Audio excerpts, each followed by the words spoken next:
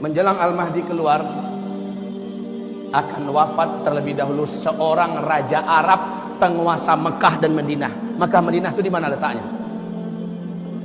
Saudi, bukan di Kuwait, bukan di Uni Emirat Arab, di Saudi. Wafat seorang raja Arab.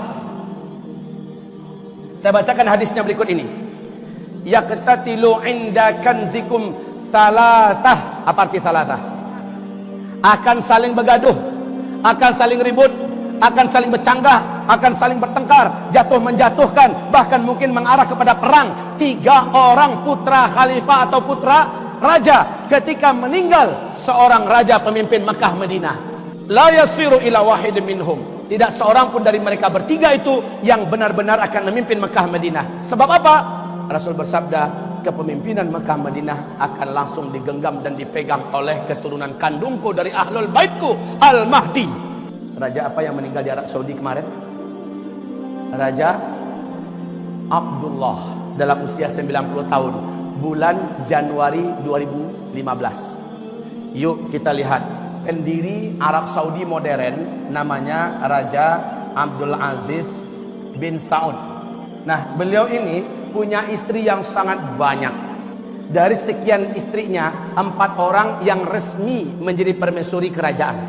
Dari 4 orang ini lahirlah putra-putra dan putri-putri. Yang putra-putra inilah yang diangkat sebagai putra mahkota kerajaan. Jumlah mereka ada 12. Perintah beliau yang sekarang menjadi undang-undang yang tidak boleh dirubah di Arab Saudi adalah tidak boleh menjadi raja di Arab Saudi siapapun para cucu selama putra-putra mahkota masih hidup. Jadi yang menjabat sebagai raja haruslah putra mahkota. Sekarang kita hitung dari yang keempat, Pangeran Faisal, yang akhirnya menjadi Raja Faisal. Faisal meninggal dunia dengan cara dibunuh oleh keponakan kandungnya sendiri dari jarak 3 meter, ditembak. Dar der dor. Keponakan kandungnya sendiri yang membunuh, yang baru pulang dari Washington. Kenapa? Faisal raja yang berani mengembargo Amerika Serikat. 1 bulan lamanya Amerika sakaratul maut gara-gara diembargo oleh Arab Saudi. Minyak tidak boleh disalurkan ke sana.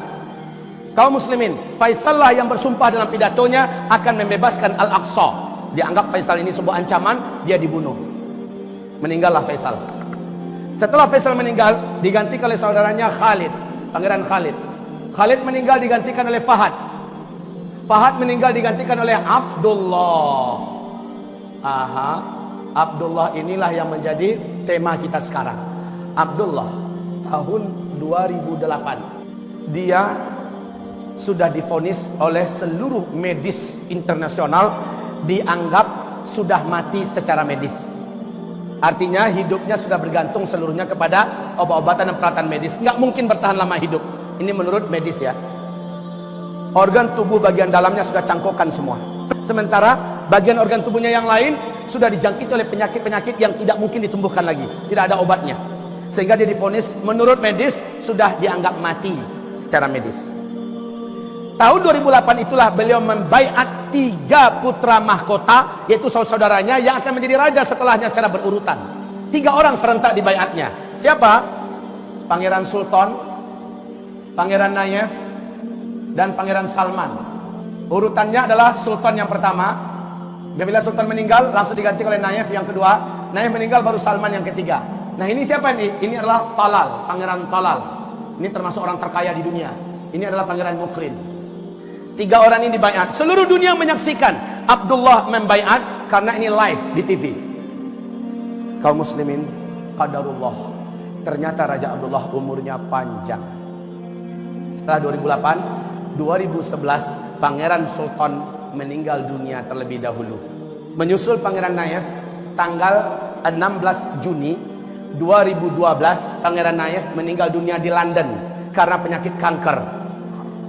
Abdullah masih hidup. Raja Abdullah baru meninggal bulan Februari 2015. Coba lihat 2 calon pengganti beliau dan meninggal duluan. Beliau masih hidup. Berapa orang sisanya berarti?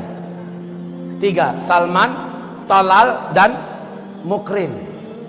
Dalam hadis bagaimana? Wafat seorang raja Arab penguasa Mekah dan Madinah. 3 orang putra mahkota selepas beliau akan saling gaduh dan ribut sesama mereka. tidak seorang pun dari mereka yang betul-betul menjadi pemimpin Mekah dan Madinah, karena Mekah Madinah saat itu akan jatuh ke tangan keturunan kandungku dari ahlul baitku Al-Mahdi, kata Rasulullah. Dan subhanallah, subhanallah, 3 orang ini ternyata punya karakter yang berbeda-beda. Salman dari sejak remaja terkenal sebagai pemuda, sebagai remaja yang taat dan soleh. Dia tidak disenangi di antara seluruh saudara yang lain. Kenapa? Dia cukup berprinsip. Dia mencintai sunnah Nabi.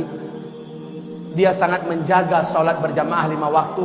Sangat benci dengan apapun jenis maksiat. Dialah yang ketahuan dan diberitakan memukul saudara kandungnya sendiri yang ketahuan meminum minuman keras dan menggandeng perempuan. Dipukulnya sampai berdarah. Dia benci melihat siapa yang berbuat maksiat di depan matanya.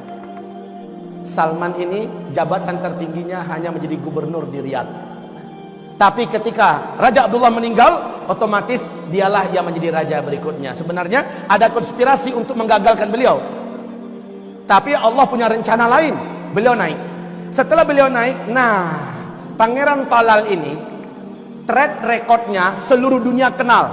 Mentang-mentang berduit, mentang-mentang kaya raya, tidak ada jenis dosa dan maksiat yang enggak dibuatnya. Sehingga beliau merasa ke depan orang macam gini memegang Arab Saudi akan berbahaya. Pangeran Talal dihapus namanya oleh Raja Salman dari anggota keluarga kerajaan dan diusir. Jangankan untuk menjadi raja berikutnya, dianggap sebagai keluarga kerajaan saja sudah tidak dianggap lagi. Sementara Mukrin, Salman juga tidak ingin menjadi raja berikutnya adalah Mukrin. Sebab apa? Sebab otak, hati, daging, darah dan jiwa si Mukrin ini berloyalitas sepenuhnya kepada Yahudi dan Amerika. Salman tidak ingin penguasa Arab berikutnya orang macam Mukrin. Walaupun namanya tidak dihapus dari anggota keluarga kerajaan, akan tetapi statusnya sebagai putra mahkota yang akan menggantikan beliau dicabutnya, dan beliau baiat 2 orang calon raja berikutnya. Anak kandung almarhum putra, yaitu Muhammad bin Nayef. Apabila ini meninggal, pengganti berikutnya adalah anak kandung dia sendiri, Muhammad bin Salman. Ini sudah dibaiat 3 bulan setelah beliau naik menjadi raja. Bapak, Ibu, menurut Bapak Ibu, 2 orang ini sakit hati nggak kira-kira? Anak-anaknya gimana kira-kira? Oh, jangan ditanya, Pak. Apalagi anak kandungnya Talal, Al-Walid bin Talal, orang terkaya nomor 5 dunia. Gedung tertinggi yang hari ini dibuat di Jeddah, 1,2 km yang disebut dengan Kingdom Tower itu, yang punya Al-Walid bin Talal. Sementara bapaknya sudah dibuang dari kerajaan, maknanya dia dengan keturunannya juga sudah tidak dianggap. Pasti duit akan bicara. Tentara bayaran bisa dibeli, senjata bisa didatangkan, kekacauan bisa diadakan. Betul tidak? Benar kata Rasulullah. Hari ini Pak, di tubuh kerajaan Arab Saudi sudah mulai kuat-kuatan. Ini sudah mulai membuat kubu, ini membuat kubu, dan duit bermain. Pasukan-pasukan bayaran sudah mulai disewa di mana-mana, chaos dan keributan dirancanakan. Susah keadaan Raja Salman sekarang ini Bapak. Sudah ada rencana perebutan kekuasaan, bahkan ada upaya meracuni dan membunuh Raja Salman. Padahal nggak pun dibunuh, beliau sudah sangat tua, beliau sudah sangat sepuh, dan sudah ada penyakit-penyakit permanen di tubuhnya. Tapi begitulah Pak, tidak ada seorang pun dari mereka bertiga yang berkuasa, karena Al-Mahdi lah yang akan memimpin. Menandakan apa ini? Dekat atau jauh lagi? Camkan ini baik-baik.